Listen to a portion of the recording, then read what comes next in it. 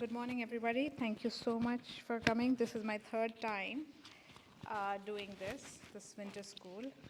It's always a delight to come to IIT Jodhpur, and it's even more sort of adds to the enjoyment to see so many people enthusiastically showing up. There are several people who I have met before in earlier editions. That is.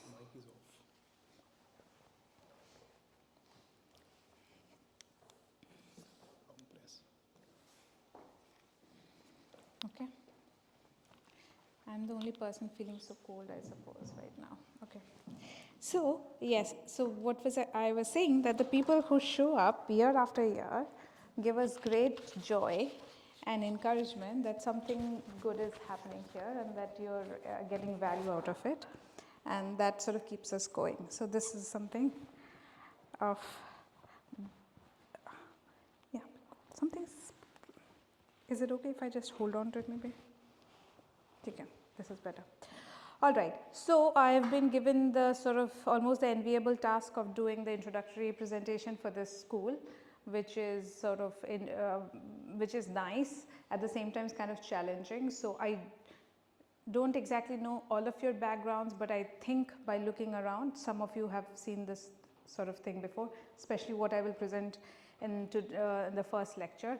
So if that's the case, fine, there's no harm in trying to see sort of seeing things again, especially now that you'll have a better context as to why these things are being said, and there'll be some follow up in sort of successive lectures. And those who haven't seen, please just feel free to stop and ask me at any point. Okay, there's no need to wait till the end to ask questions. Okay, so the plan for the talk is to start with just sort of this subject called fair division. So this is a really, the topic has been at the center of research in mathematics for a long time, since the 40s actually and in the 60s, but it has sort of come into the forefront of algorithmic study in the last few years due to some results which showed some properties can be algorithmically attained. Okay? So, previously what was known as their existential results are now computationally possible to attain, and that is what sort of has led this topic to sort of jump to the very much the center point of algorithmic research. Now, it lies in this sort of a very hazy and a sort of a intersecting area between what is game theory and computational social choice. It's sometimes hard to make definition which is what. So that's why we sort of say it as AGT, ComSoc. It overlaps both. It sort of depends on what exactly the problem being studied and what the assumptions are and so on, but otherwise the problem lends itself beautifully to all sorts of analysis. So in this talk, we'll talk about the various settings in which fair division is studied. I'll try to be as precise. I mean, this is going to be very broad, and throughout the next few days, you will see a more detailed analysis or explanation of some of them. But this is like, you can imagine the subject is so vast that nobody can sort of manage to, sort of circumvent the entire territory in a matter of 3 days. So, and for this particular part, the algorithmic concept that the sort of the solution concept that we will be focusing on is called the proportional allocation, and I'll try to sort of explain, and I'd like to hear from you all why you think or you may not think why this makes sense in a fair division setting. And there are primarily 2 different settings in which one can study this, broadly speaking, and then we will move on to further generalizations, and I'll just sort of lay the general groundwork of what is to come for the rest of the next 2 days. Okay. With that, let's start. What is fair division? Fair division is a sort of a formal analysis of division of stuff.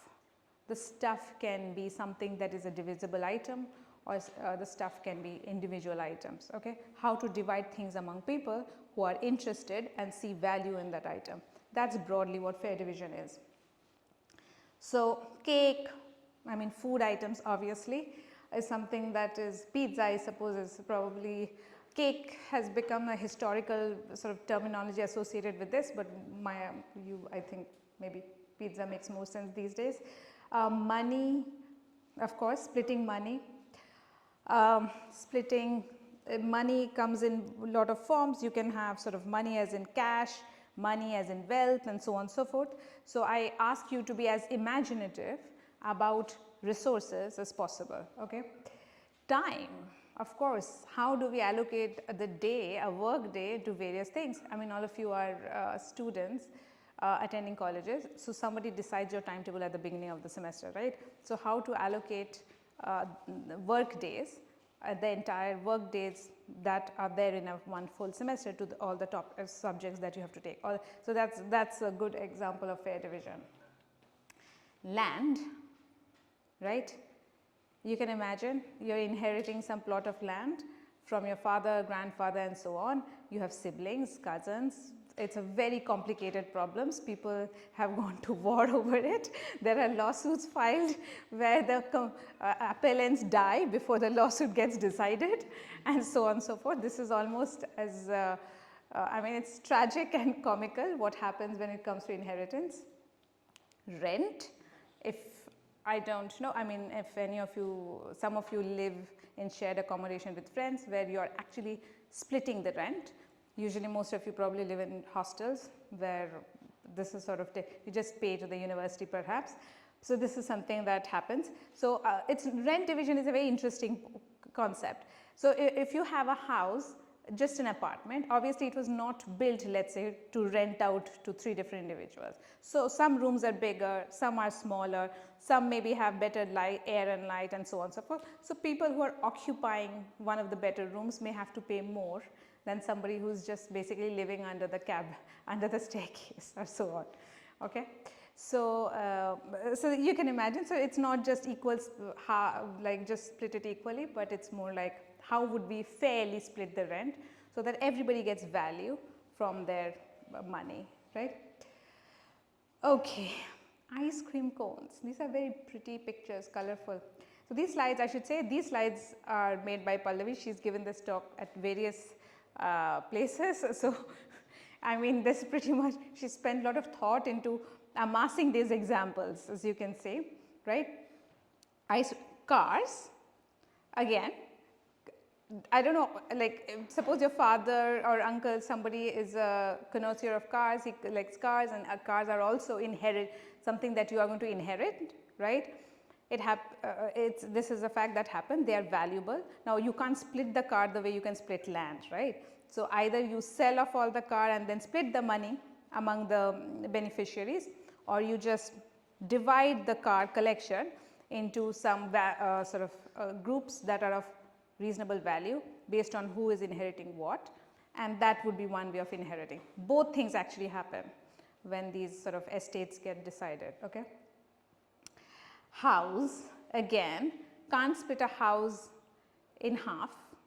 Imagine a divorce settlement. House is a very valuable asset, right? How do you sort of divide the house in value so that the whole house passes on to somebody, or they sell it and get value out of it, and so on. And household work. I don't know, most of you probably don't help around the house even when you are visiting home, or did not help around when you were living at home. But those of us who have to run a household have to somehow reasonably decide who does what.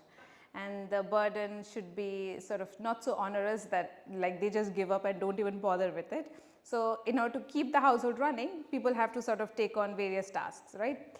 So all tasks are not the same. People have very strong opinions of what tasks are acceptable to them and what are not. So based on that, what would be a fair division so that there is harmony is maintained in the house, and it sort of also respects various other complicated constraints of time and so on and so forth, right? Time, effort, blah, blah, blah, and so on. Okay. So these are some sort of scattered and sort of representative examples of where division of stuff happens. But as you can see, I hope you can see that they are all very situation. What is the notion of division also varies in a very situation specific way. What works for cake does not necessarily work for house or cars and so on and so forth. Okay. All right. So, based on all of this, we can classify these sorts of resources broadly into divisible resource, where you can fractionally cut as much as possible, like to whatever level of accuracy, versus indivisible. So, ice cream cones can't really, now okay, you can share, I suppose, but it would be kind of gross to share an ice cone with 2 people. Let us say we are not doing that. So, it is like if you have 3 ice cream cones, then the question is, do 3 people get 1 each, 2 people get, or 1 person gets all. That is sort of what we are deciding. Cars, houses and so on. Household work, okay, there is like, it is sort of a bit disputatious thing. Are household work divisible or indivisible? Do you have an opinion on this? Sorry? Indivisible. If I get something in life, I'm not going to give it. Is that how, no, here divisible means, let's say we have to do dishes, you do 5, I do 10. So, the task is to do the dishes.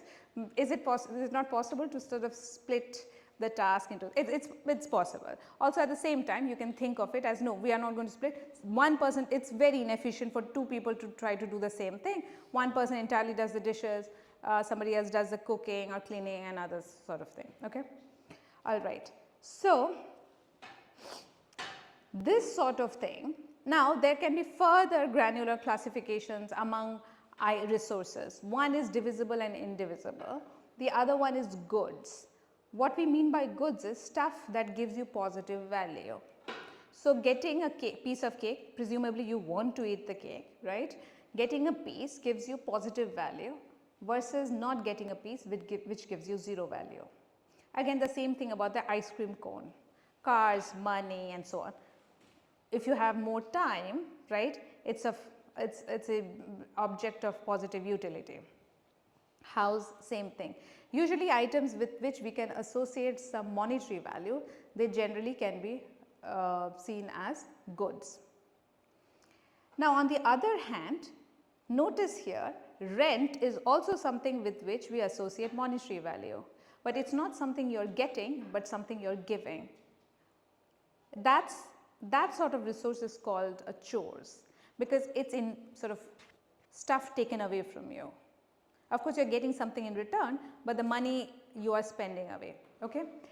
And of course, household work. This is assuming, this is almost at an axiomatic level, we accept it to be, nobody actually wants to do household chores. Therefore, it is like a negative utility thing. Okay? If you actually really enjoy doing household chores, then that would be a good setting. So, generally that is not the case, at least so this is why we sort of see this as a chores setting. Okay? Is this clear? So, can you tell me can you come up with more categorizations of this sort of world of fair division? Are there other things, other attributes along which we can partition these objects?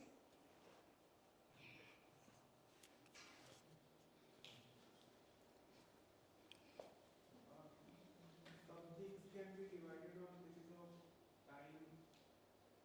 As in? Like, so car is like I can divide the car on time share basis, but I can't divide money on time share basis or cake.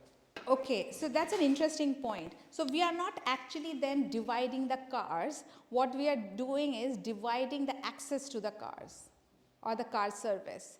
So the resource there is not the car per se, but the use of the car. So that is akin to, that is similar to what one would call time.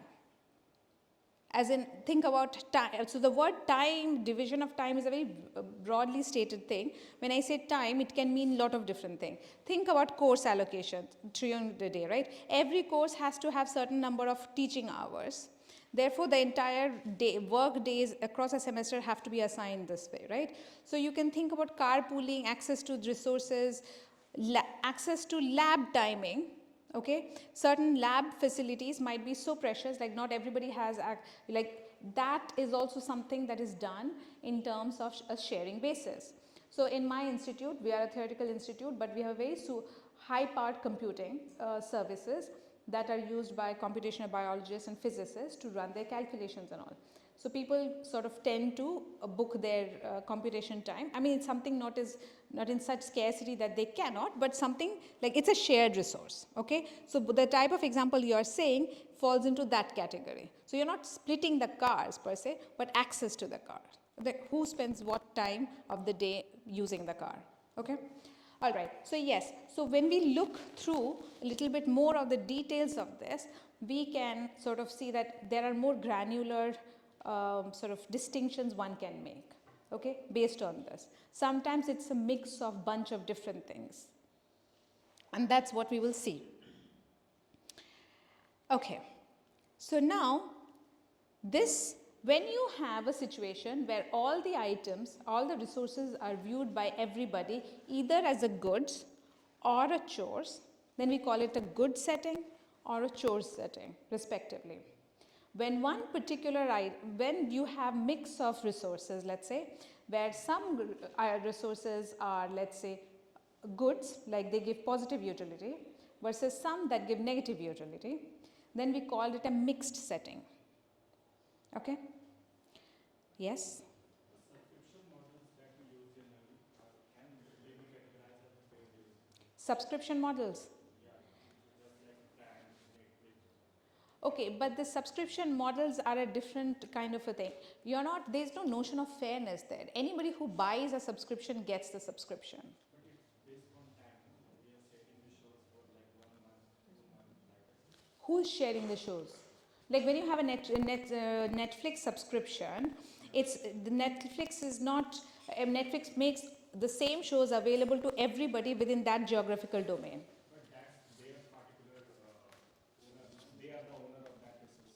Yes.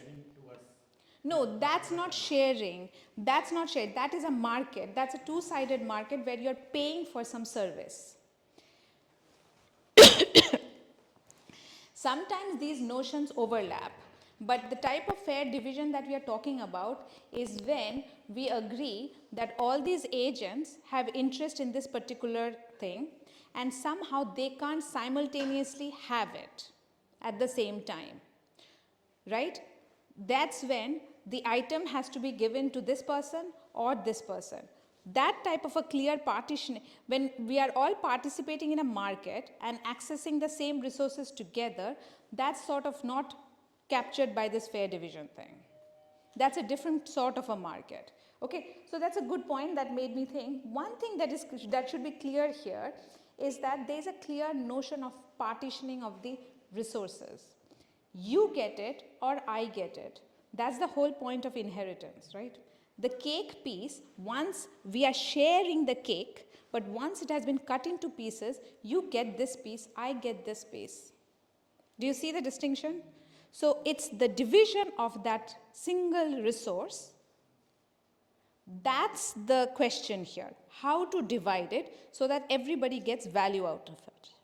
That's where the term fair comes in. What it means fair in any situation is very situation specific and can be controversial and so on. But the point, that's what we are talking about. Okay, land, the whole chunk of land, how to split among the various beneficiaries so that it's fair based on whatever standard that the family has set. Okay, so that's what we are talking about. Okay. All right, so, and I'll just add one more term here. Beyond mixed fair division, what we also have is this situation where a particular resource may be a good to me, but a chore to you. Okay, so the utility in that case would be of positive value for that item for me, but a negative value item for you. So here, this item basically manifests itself both as a good as well as a chore, right? Depending on the agent. That setting is called mixed manner. Okay? So all these things have been studied, and you'll see a introduction to sort of other than the mixed manner, everything during this like 3-day workshop, 3-day school. Okay. I'm sorry, this chain came out. All right. So let's start with the original problem that was sort of studied as in divisible items, things like cake, land, time, and so on. Okay. In particular, the terminology that we use here is that of a cake, and it's more commonly known as cake division, okay, or cake cutting. It was a problem that was studied in the 1960s, and I'll tell you a few a few references to it. These are classical work, and people who were studying it were mathematicians. They were looking at it from a measure theoretic perspective. Okay, that was the original this thing. But later on, as is often the case with mathematics, you find applications of a theorem in diverse fields, far afield, right? So that's what basically happened. Okay, so we call the resource here a cake. It's an interval between 0 to 1. You have n agents, and the goal is to split the cake into n partition. I'm going to use the term partition. It's a well understood term, I'm sure, as in a standard common term. It's also a mathematical term, and we'll see a formal definition a little later. So what we want to do is partition the cake into n pieces, not necessarily contiguous, okay, not necessarily one single continuous slice, but you split it in such a way that then those pieces can be assigned to n different people. Okay. So imagine you have a cake which is somehow rectangular in size. The first child, let's say, gets the leftmost piece and also gets a small piece somewhere down the line. That sort of division is also allowed. Okay. Either way, you basically create enough pieces to assign to n people. Now the question is, can I do any kind of assignment, just like arbitrarily split the cake into n pieces and just give it? Well, that would be one division, but the question is, why would it be fair, right? So the notion of fairness is not is what we are trying to capture here. So fairness here has to represent what the individuals value that piece to be. It's not something that is decided by an outside authority, but the agents represent their preferences towards this piece. Okay, this is where it's sort of social choice, game theory, and so on. The individuals, we call them agents, have predefined preferences over resources. Okay, so we define a function, we call this valuation function vi for each of the agents that assigns non-negative value to any piece of the cake. Okay. Non-negative, it represents the fact that the cake is fundamentally a good, like you get positive utility by getting a cake. If this were allowed to be negative, it would be one of those chores or mixed manna type of situations. Okay, so pay attention to the definition of the function. When we talk about utility function, pay attention what kind of utility function it is. That tells you a lot about the problem that we are studying. We assume in this case that the additivity property holds in the valuation function. So you take any two pieces of cake and it's assigned to the same agent. Then the utility derived by the agent from this allocation, right, is the sum of the value he gets from the first piece plus the value he gets from the second piece. And inductively, you can have all pieces, and basically his entire utility is drawn from the summation of the utility of the individual pieces. Okay, all right. Divisibility. This is where the notion of divisible item comes in. When we say we can make continuous cuts, it means that for any piece of the cake, any value lambda is a fraction here, okay, there exists a subset, there exists a smaller piece within the x piece, right, such that the value of that smaller piece is lambda times the value of the whole piece. Okay, so what that means is, if I have value 1 for the entire piece of cake, there is a piece that will give me exactly half, there is a piece within the cake that will give me value 1/3, 1/4 and whatever else you can imagine. Okay? So in a way, this is stronger than like just a normal probability measure. Yes, this is how we are defining the divisibility thing. Okay, so I don't want to go to the probability measure thing. So let's take this to be the standard of what we mean by divisibility. Okay. X is the whole piece, right? So X is not just the whole piece. X is even more general. X is itself a sub piece within the cake. But X in particular can be the whole cake also. So X is a subset of the interval 0, 1. So you can take, the way I explained it in words, it means that from the whole cake, I can always get a fraction of that, this thing. I can get a half value, 1/3, 1/4, whatever else, 1 by, whatever number I can imagine, I can get a fraction of it. But the same idea, the same thing holds even for not just the whole cake, but a slice of the cake. That's what X is representing. And is there a reason for example, if the subintervals are finite, then we are using an integral instead of summation? Yes. So I am going to say this. Because I said nothing about Vi as a function. Okay? So Vi could be function which is sort of a continuously defined function, where it's not like giving you a discrete so when I sort of look at how much this particular piece gives me from say endpoint, can I have A to B, is basically I'm looking at the area under the curve. Vi, think of Vi as a function. For one piece, for one subpiece, the value will be fixed. Sorry, just a minute.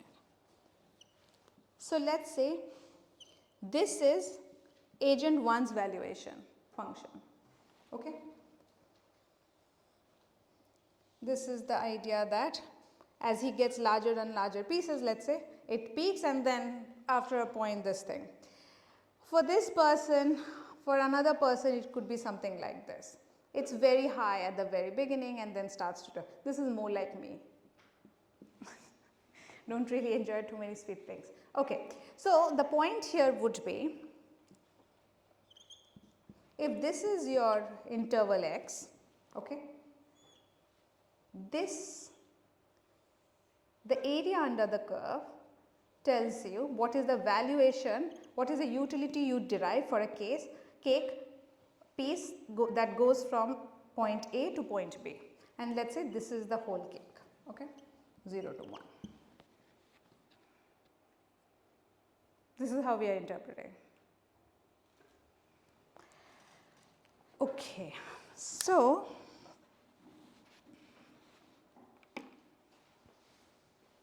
The valuation function needs to be continuous because we are assuming that the interval, like the piece of cake, can be any piece. And that means the valuation needs to be defined at every yes, point. yes. You can assume Vi, I didn't write it that way, but you can assume Vi is continuous. Okay. At the very least, it has to be, okay. So one thing about this I would say is the following. Now that it is written here, I wanted to sort of, the function Vi, this Fix that I am actually integrating, it basically tells me for individual agent I, for each of these points x ranging over this big interval capital X, how much is the value over these infinitesimal pieces. And Vi as a function captures this whole trend, like how this value changes. That's what Vi as a function is doing. But Fi, you can think of this value Fi as the value at the point small x for the individual I. That's what this integration is representing. So that Fi function should be integrable. Okay, this mathematically has to make sense. Okay, yes. Vi should be defined everywhere. Yes, it should be defined everywhere. Okay, okay, yes, we assume that for this we may assume that for the entire length of the cake, every individual derives some non-zero value. So if Vi were not even defined at some point, it would mean that this agent has no sort of, it's hard to interpret what that would mean. Sorry? Yes, that's the other thing. So then it would mean that I don't know any interval that contains that point, we would not know how to define the value of that interval. So we assume that the VI's are defined across 0, 1, okay. So continuous, assume VI to be continuous, and for this to make sense, Fi should be integral, okay. One other thing I wanted to mention. See, the valuation function, just because it's continuous does not mean it has to be non-zero. You can have value 0 for some portion of the cake. It means I just don't like, maybe the topping is bad or whatever, but it's still defined, okay. Yes, you were saying something. Here in the integration, what is x? X is an interval over any set, any subset of No, capital X is this, an interval over 0, 1. Yes, yes, yes, yes, yes. A capital X is an interval, subinterval of 0, 1, okay.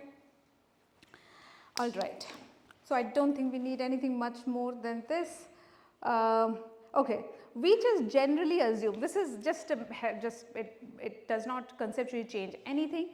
Instead of saying that every individual VI over the whole cake has some value, let us say maybe I have value 5, you have 100, somebody else has something, we scale it uniformly, that is what normalization means. It is like all of us have, for the whole cake our value is 1.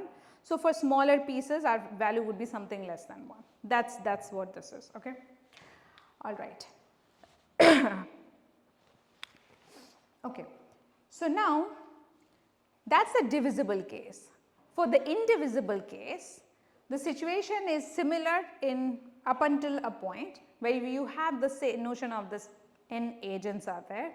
The resources here are now discrete objects, and we oftentimes call them items, okay. The utility of the agent, the preferences of the agent are defined by an utility function which is a positive valued function. It's a real valued function. We say it's positive valued if we are dealing with goods. It is negative valued if we are dealing with negative non-positive value, let us say, if we are dealing with chores, and if it's mixed manna sort of situation, then it can be anything, okay. The point however is, please pay attention to the way the utility function is defined. It's defined over as the subset of the items. This is a power set of the item set, right, 2 power I, that is what it means. All possible subsets have the potential of being assigned to this agent I, and the agent I gives some value. So this is analogous to the divisible setting where we said that Vi is defined everywhere over the entire interval. I am not saying that every subset will have strictly positive value, all I am saying is some value should be defined, okay. All right. The additive setting, now notice something, okay. Let us, before we get to this these notions of additivity, subadditive and so on, if I were studying a truly general problem, in order to actually represent this problem, for each agent I would have to give I have to represent this function ui, right. Ui has to be given, otherwise there is no way of knowing how any agent values any item, let alone subset of items. In the absence of additivity, representing this function, how much this function representation itself would be exponential in size, exponential in the number of items, right, because it is a 2 power n, the domain itself consists of 2 power n items, 2 power n the elements, right, each corresponding a subset of the item set. Yes? Is there any special benefit in having combination instead of just assigning value to individual items? So yes, so tell me, there can be situations where you don't, the collection of the item is of value to you. So for example, let us take the example of land, right. Individual pieces may have some this thing, but they together have to make sense. Like if they are scattered all over the place, it does not give you any economic benefit. Got it. So this is an important point. In truly general settings, I really do care the way utility is defined over a subset of items need not be additive. Additive means the utility I derive from a subset of items is the summation of the utility I derive from each individual item. That in some cases is true, that we saw for the cake setting it is true, that was an assumption we made. Okay. I can say that okay, I do not want this piece plus this piece does not give me, the value is not additive, but I somehow have some complex. I like this, it is a particularly sort of topping might be particularly diverse. So, I like this particular topping and this particular topping, they go well together, but I do not really like this and so on. Okay. So, this is the thing. However, additivity gives us the one very important benefit. The description of the utility function becomes very succinct now. All you have to do is tell how the agent values each item, and then for the subset of the utility over the subset of items can be inferred by just taking the summation among the individual items. This, what this was had a domain of size 2 power n. This can be represented by a function whose domain is of just size n. Is this clear? Now, why do we care about these things? Because in algorithms where we care about how much time or space we need to compute something, to answer a question, there if the input itself is exponential in size, just reading the input itself would take exponential amount of time. So, the question is, can the input be succinctly represented? Sometimes it is not possible, but sometimes for restricted settings like here, the input can have a much smaller representation. Otherwise, if the input itself is exponential size, right, then just it means that to have a polytime algorithm, you cannot read the whole input even once. Now, there are algorithms which work like that, but that is a very steep ask where you are not even looking at a large portion of the input and still able to come up with an answer. Okay. So, these sorts of things matter sometimes. So, additivity is an important function class, not just because of this succinct sort of smaller representation of the utility function, but also because mathematically this is where it is like the starting point. Before we get to more general classes, this is how we get started. Okay. All right. So, now let us see. So, these are stuff that I have already said. For the goods, it is like every subset has positive non-negative value utility. For the chores, every subset has non-positive value. Okay. So, these are some other function classes, utility, subadditivity. It generalizes, it is working. It generalizes, instead of equal here, it is less than. Okay. It is like saying the union of the two sets has less utility than the sum of its parts. Okay. This is submodularity, you may have seen it, and this is supermodularity, it is just that the inequality changes. These are all important class of utility functions that are studied, in part because they have real world applications, they are seen in real life, and mathematically they are interesting to study, and they allow us to build the theory up. Okay. All right. So, again, for the rest of the talk and lots of fair amount of talks for the rest of the school, we will be talking about additivity. So, if unless explicitly mentioned, we will be talking about additive case. Okay. Now, I just would like to say that here also we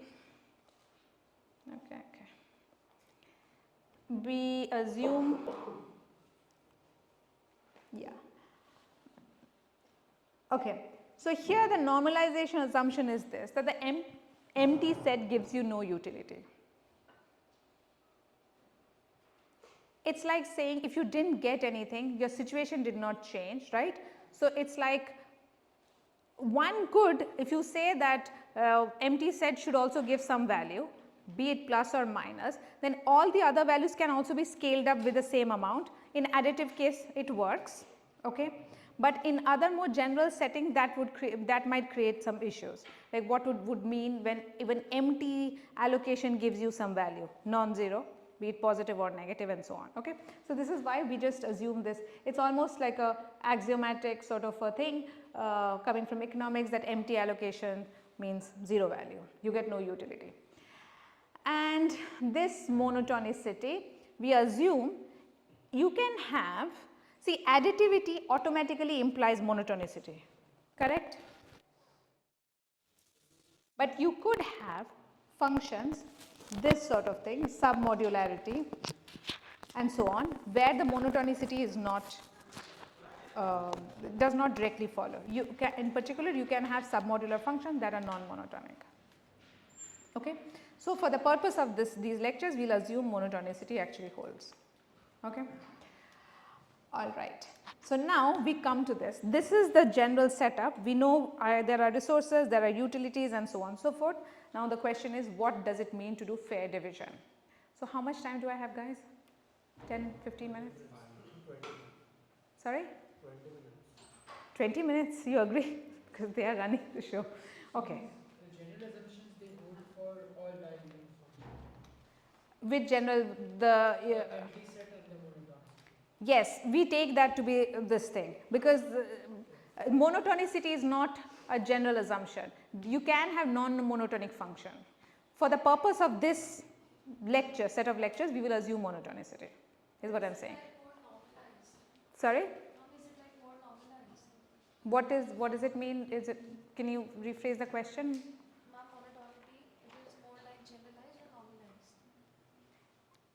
Does monotonicity more generalized meaning? No, I am saying that you can have situations where you can have utility functions where non-monotonicity holds, meaning you have a bigger set of objects, the valuation, okay, this cake for example, right, this thing, this description, this function, see, more items you get, it does not necessarily mean your valuation will increase strictly. So yeah, over here this is a bad example. So okay, imagine just the situation of eating sweets. Okay, every piece adds some positive utility. Maybe you really like sweet, but there will come a time when you can't eat anymore, or will just throw up. So then eating more sweets actually gives you a lower valuation utility. Okay, so that is a case of non-monotonic utility function. Correct?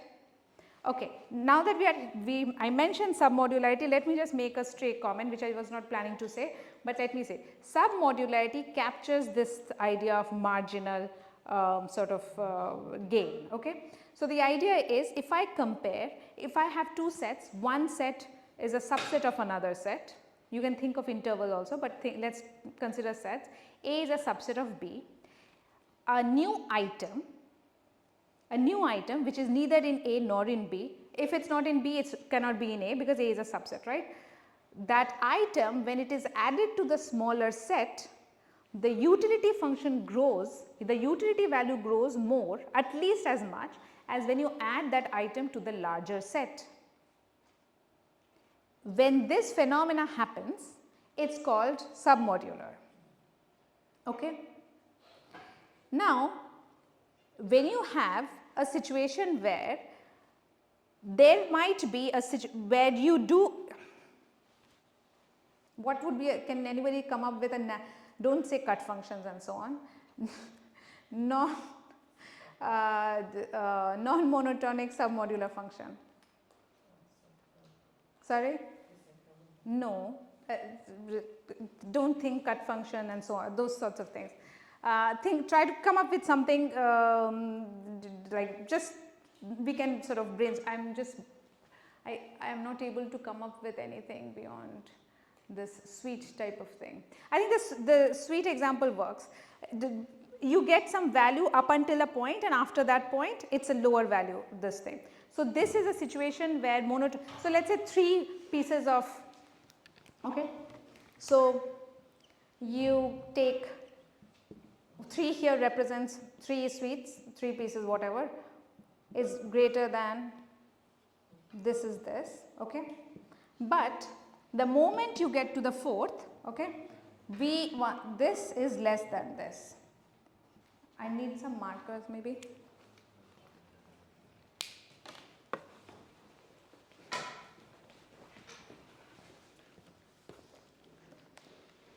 So, okay, so another example of non-monotonicity would be,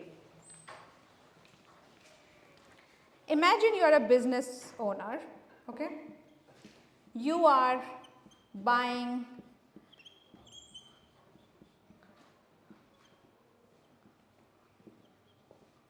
it happens. So, this just one piece of sweet is less preferable to you than two. Well, you really would like to have a third one also, but beyond third it becomes a diminishing return. You get lesser and lesser value and so on and so forth. Okay, so this is it. So this is an economics, this is a very sort of a important scenario where business owners, when they are investing money, especially when they are procuring newer properties or newer let's say making investment, they see at there has to be a size beyond which it's no longer going to be profitable for them. Maybe because they don't have the resources to utilize it, maybe they don't have the, the market itself is not so big for them to acquire such a big property and make a profit.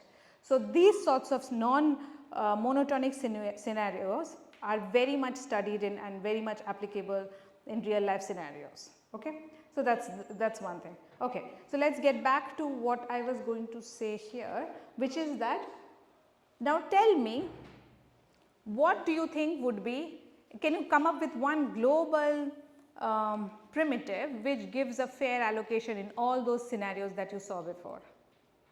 That cake, ice cream cone, cars, houses and so on and so forth.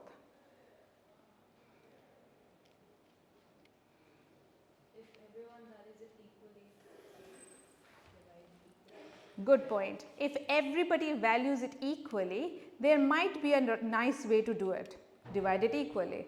The question is, it may not be the case that everybody values, individuals' valuation functions might vary significantly. Like there's a reason why we represent the utility functions as VI. So they are allowed to differ from agent to agent. Yes. What do you mean by fairly? Sorry? What do you mean by fairly? So yeah, so the fair, here the word fair is sort of vague and obscure, and in part because of this. I am trying to understand if you can sort of think of a way to imagine where this will be, is there such a global notion of fair? She said if everybody values an item equally, why not just equally split everything? That seems fair in all situations, right? Is it? Even if people are not valuing everything equally, I can guarantee like I would be feeling good if I get like as much as everybody other gets. Okay, okay. So he's saying this, that I basically my utility, what makes me happy fundamentally depends on what others are getting. I don't want somebody else to get more than what I am getting, right? So that's one way of thinking. Okay, but that might be appropriate in some scenarios, right? But I mean, is it the right thing to consider in all scenarios? Like? Maybe there are n people. At least one by n at least. Okay, so so somebody was going to say something? Based on time, that time is limited at 24 hours. Yes. Based on time, that we can divide it somehow. So based on time, but is time the resource being split or something else? What the Resources which are dependent on time, that could be fairly divisible based on time. What does fair mean here is what I am asking. So somebody needs an access to a car, let's say, more than somebody else does. They just have more work outside of the house, right? So then should it not be that they should basically get to use the car more than somebody else who may not need it for that much time? So in that case, if I give equal share, the person who really needs to use the car for longer stretches of the day may not have access to the car, and the person who does not need it as much, is not even using it, and so the car is basically parked in the driveway, right? So this is the sort of thing. So what it means to be fair, But what she was saying is like if everybody values it equally, right, everybody is going to use everything. When I say values equally, it means use, utility, all those terms. Then perhaps an equal split is good enough. Or maybe a split that makes everybody happy. So the split, like the valuation part is covered in valuation function, whereby the fair division can be in such a way that the functions are giving same value for each set. So each value for each set, you define that value how? The piece that you get should be evaluated with which function? Your function, mine, or somebody else's? My function. Okay, because you are getting it. And Okay. the value should be equal, like for each. Okay. So that notion, yes, that generalizes what she was saying, that if everybody's was equal splitting, you are saying, well, others don't have to be equal, but can I still create equal value share? So that's called equitable. Yes, sometimes that may be possible, but maybe sometimes it's not possible. That would be a notion.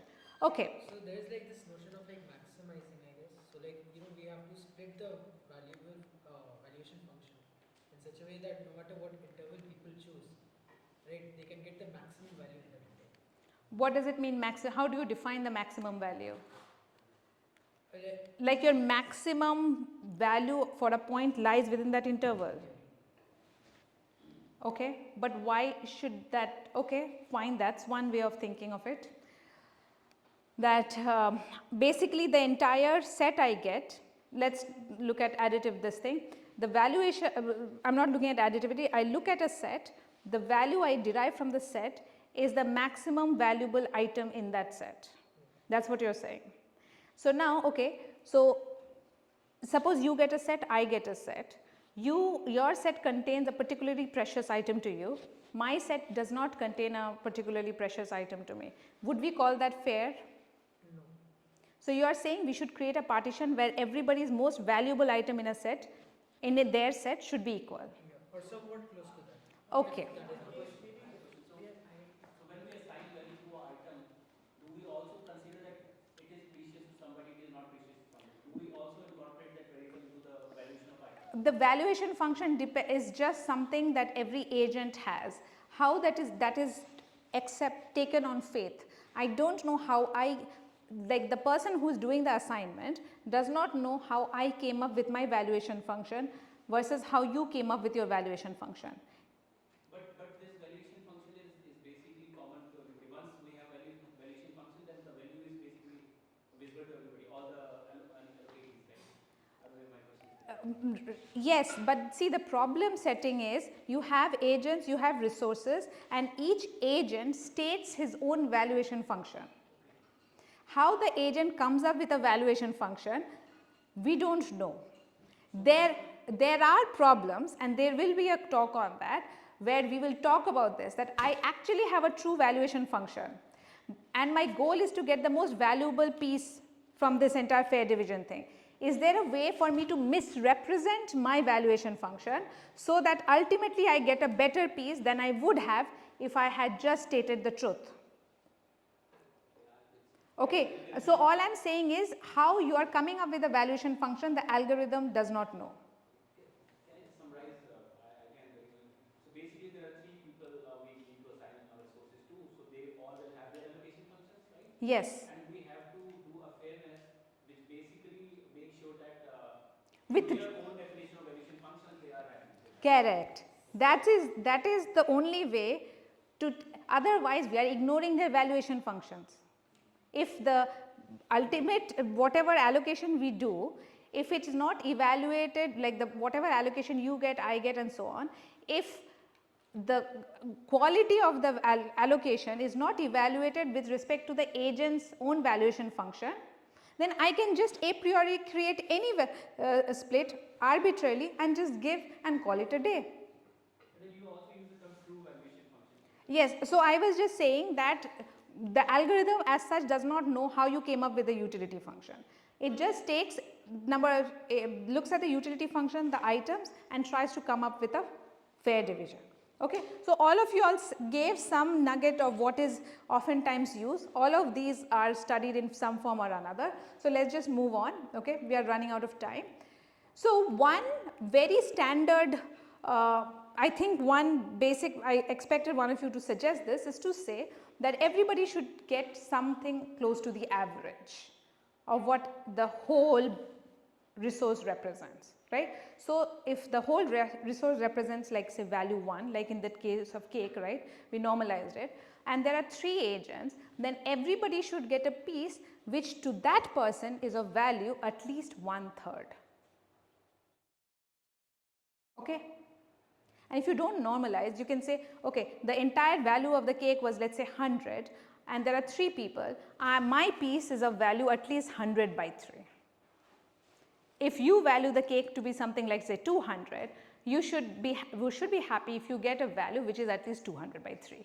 This sort of an average kind of a thing. So, let us just normalize and say the whole cake is of same value to everybody and we all want to get 1/nth of that piece, n being the number of agents. So here you will be making an extra assumption that the total value that each person has is same. So like I cannot value cake more than the other person as well as donut. That is a simple mathematical assumption, one can easily, without loss of generality you can assume it, because you can just divide in the cake cutting thing, that was part of the assumption that the value of the entire entire cake is 1. But if we are talking about discrete items, I can always say if you were valuing, the reason you and I disagree on the total value of the items is because you may have given individual items different value than I have, right. So, just divide the sum of each item by the total set, total values, right. So, that way the normalization is just a simple mathematical trick that makes some of the calculation just straightforward. Okay. So, this thing is known as proportionality, this idea of everybody gets their average. Okay. So, in this example you can see that people can get their average if somebody gets that the first agent, Bob gets this chocolate dairy milk, Alice gets something cake and a donut, and David gets an ice cream cone. Okay. So, again if proportionality were to exist, if we would always be able to define this given allocation, it seems like a fair enough thing to do, right. So, what do you think? Do you think such an allocation always exists? Can you come up with a simple example where it does not? Like you said, the car, if it is being shared but one person does not use it as much, then this proportional valuation would not work. What does it mean not use as much? If that person does not use as much, it means it has low utility, right. So, its threshold would also be small. Like, okay, the point however is that when you have discrete items like this, imagine a situation where there are more agents than there are items. There is no way to do any kind of average allocation, right. Somebody will be left empty handed. So, it is a trivially non-proportional sort of a situation. So, at least for discrete settings we agree that it does not always exist. What can you say about the sort of cake cutting setting, like continuous setting? Any people who have seen it before, do not say this. Something happened, I pressed the wrong button. It turns out that in this scenario where you have a continuous, that divisible item scenario, a proportional allocation always exists. Okay. The intuition is because I am allowed to make this tiniest of smallest of cuts, right. I can't split 3 cars into 5 among 4 people, right. If I have 4 people vying for 3 cars, no assignment is possible because these are indivisible items. But when it comes to cake, a cake allows for finer grained cuts. So, each piece that I assign to an agent can be of exactly the value, that proportional value, and nothing more. And of course, this requires a mathematical argument, but the point is we can show that such a thing exists. Okay. Okay. So, this was a definition that was suggested by Steinhaus in 1948. He did it in an Econometrica. Now, I am going to quickly, it is time over. Okay. So, I ran out of time. Will you cover this part of this in the tutorial. Where is Pallavi? Can I have like 5 more minutes? Okay. So, this is a very nice procedure, okay. So, this is called a moving knife scenario. So, somebody starts their knife from the left hand side to the right hand side. They keep moving the knife in infinitesimal sort of steps. The moment a piece attains the 1 nth value for any agent, they say stop.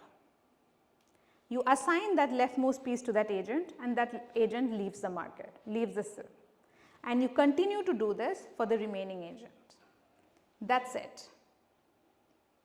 The point is that this actually yields a proportional allocation in this cake cutting scenario. Can you see why? Okay. Quickly let's observe one of the things. When some agent calls stop, it literally means they have found a piece that is exactly equal to their proportional share 1n, right. So, every agent until the very last does get a proportional share because they called stop, they got the piece they wanted, right. So, it is only the last agent who may be left with a less than proportional share. You agree? So, the question is why is it that he also gets the right piece, right amount, okay. So, the idea is we started with this assumption, okay, it's everything is written here. So, we started with the assumption that the whole piece, so n is the last agent, okay. We only need to argue for the last agent. For the last agent, the whole cake is of value 1. The people who came before, they took pieces that were all disjoint. Now, if I put all those pieces together along with his piece, I get back the cake. So, the whole full cake is of value 1, of which each of the n minus 1 earlier agent took away a piece. So, this is the value. It all adds up to 1. If I see what happens, all the agents up. So, now because this nth agents waited till the very last minute means what? That when those first initial n minus 1 pieces were made, he did not call stop, right. It means that those pieces did not meet his proportional value and there were n minus 1 such pieces only. So, overall he has only allowed like how much value has already been assigned, it is n minus 1 by n. So, when you subtract this, this is the amount left, this is the amount that is left when he gets his piece. This quantity n minus 1 by n is the piece that has been given away to the first n minus 1 people. This value is equal to 1 by n. So, he also gets a value of 1 by n. Okay? Is that okay? For example, if we think about this, we can kind of, if I can use the word trivially, that sum of 1 by n will be 1, right? And 1 by n.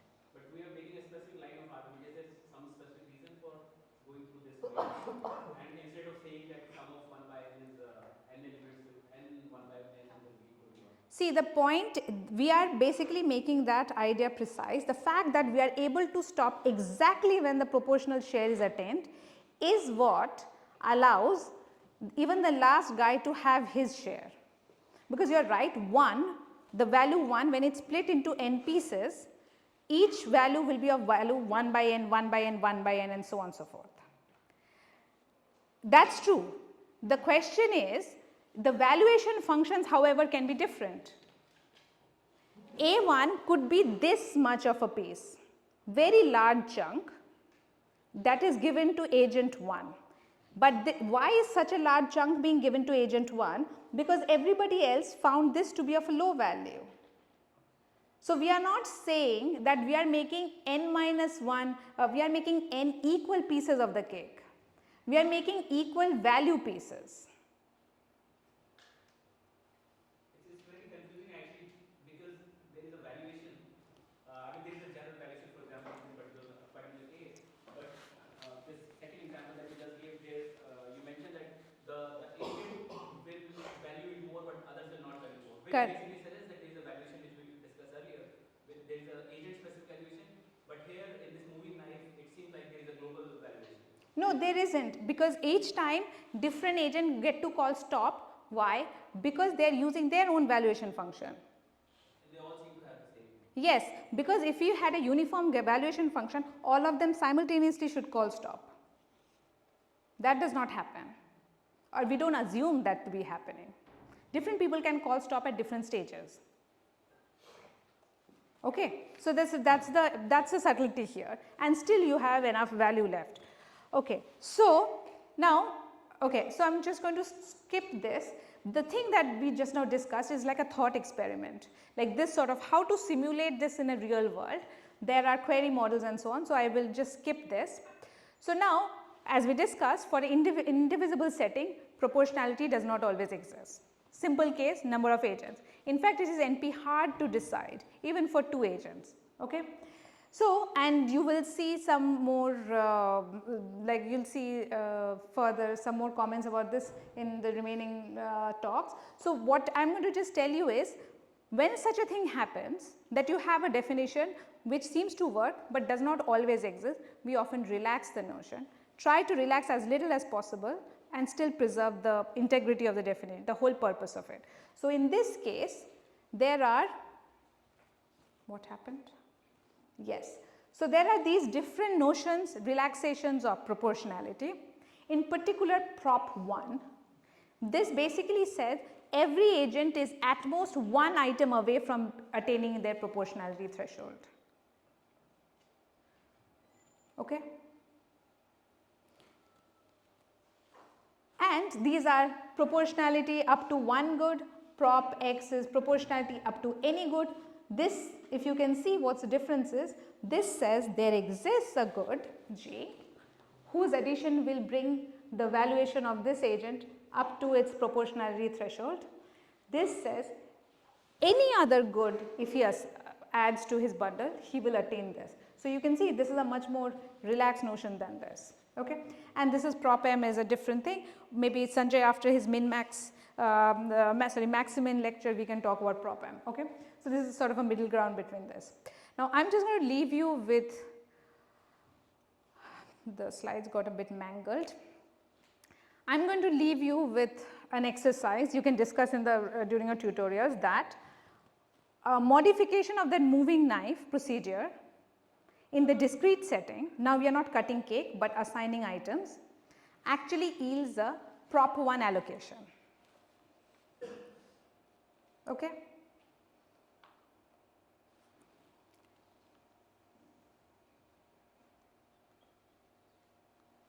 Think.